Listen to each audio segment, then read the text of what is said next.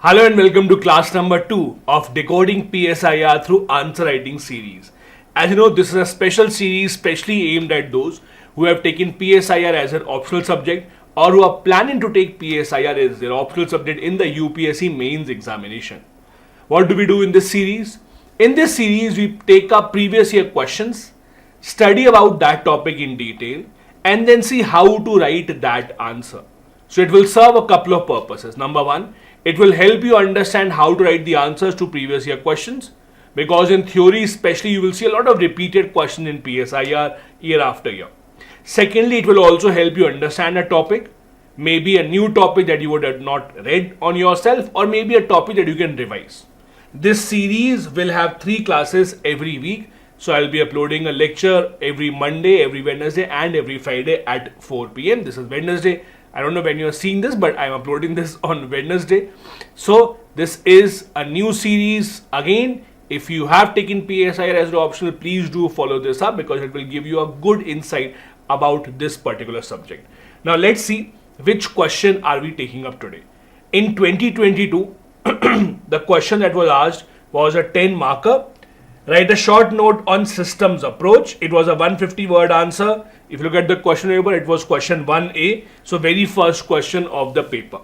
Now, as I said earlier, in PSIR, if you look at theory based questions, you will see theory based questions getting repeated after a few years. Systems approach is again one of those questions that keeps on getting repeated after every 3-4 years. You will see a question on this topic. You might see it even earlier than 3-4 years. Now, what exactly systems approach? How do you write this answer? Let's first study what is systems approach. There are various ways in which political scientists try and study political systems all around the world. To understand how political systems work, let's say in India, Europe, US, Australia, how do different political systems work? There are different approaches that are adopted. So, for example, there are 2 big categories. There are traditional approaches and then there are modern approaches. Now, we'll study about the differences between the two a bit later on. Amongst the modern approaches, one of the approach is the systems approach. It is given, or it was given rather, by famous political scientist David Easton. What exactly is this approach? Now, this is one of those questions, answers to which can be very easily understood by a diagram. So what he said was, all the political systems can be made like a system of input, output and feedback. Let's try and understand how. So basically, systems approach says that in every political system, people that are living in the society make some demands from the government. What are the demands? For example, I demand that I should be given equal opportunity for jobs. I demand that I should be given clean environment to live. I demand that I should be given justice in the society. These are the various demands that people have. So in any political system, people, that is the common people, citizens will make demand from the government. That is the first form of input.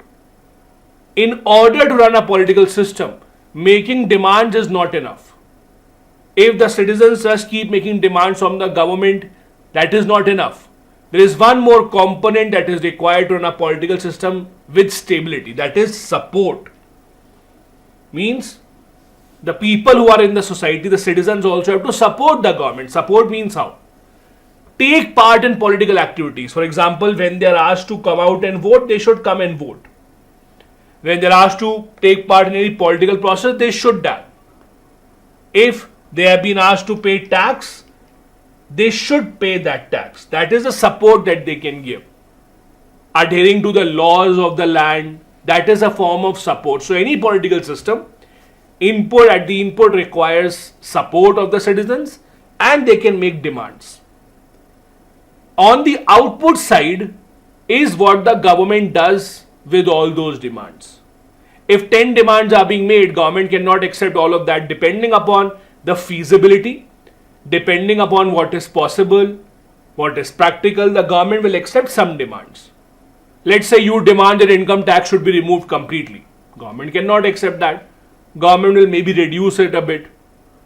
You demand that the government should give everything free, education, water, electricity, everything should be free. Government says I can't accept all of that. but I'll give you a bit of it for free. So output are the government policies and government decisions. Again, input is what the citizens demand. Output is what the government gives them in the form of laws and policies. Based on this output, the government gets certain feedback. Let's say if you don't like a government policy, you give a feedback to the government. Feedback can be in the form of various things. Maybe in the next election you don't vote for them. Maybe you write them a letter. Maybe you, let's say, publish or you comment on MyGov app that you don't like this. So there is a feedback mechanism as well. The interesting part is, depending upon which feedback the government listens to, you can categorize different governments. For example, if the government pays attention to the feedback given by the poor people only, by the needy, then you can call it a socialist system or a welfare system. When for the government the most important feedback is given by needy, the poor people, you can call it a social welfare system. When the government takes into consideration the feedback of only the industrialists, or most importance is given to feedback by the industry, then it becomes what? It becomes a capitalist system. When the government does not listen to any feedback, it may be a situation where government is not listening to any feedback, they are doing whatever they want. If none of the feedback matters, it becomes what? It becomes a dictatorship. This is what systems approach is. That any political system can be seen as a sum of all these structures: input, support, output, feedback. Depending upon that, you can understand political systems and how they work. In this particular answer, it's important to make this diagram. Half of the marks in this answer would be just for the diagram. If you make it, it will make your job and the job of the examiner also much simpler. Now, as I said, the person behind the development of this approach was David Easton. He famously wrote an approach to the analysis of political systems, world politics, in 1957. He came up with the idea of systems analysis. As I told you, the idea of this is that the entire political system is dependent, or there are multiple structures dependent on each other. The output is dependent on the demand, the support. How much support you get from the people is dependent upon what policies do you make. So it's a complete system where even if one of the components go bad, it will impact the other components as well. Demands may come from the people, may come from administrator, politicians, all of them can make demands. Those are the people who have to give support to the political system to work, and output again has to be based on what the government makes as policies and as its decisions. Again, going into a bit more detail about the topic, I have not started the answer yet. I'm just discussing this topic in general. Demands can be usually of four types: demand for allocation of goods and services, having good salary; demand for regulation of behavior, like safety concerns; demand for participation in the political system, like I want to fight elections, I want to have the right to vote; demand for communication means having the right to get information from the government. All these can be demands made by the people. What are different types of support that is required? Main support that is required to run a political system is obedience to laws, obedience to rules and regulations. Participation in the voting process. It's important in any successful democracy that people come out to vote and exercise their right to vote.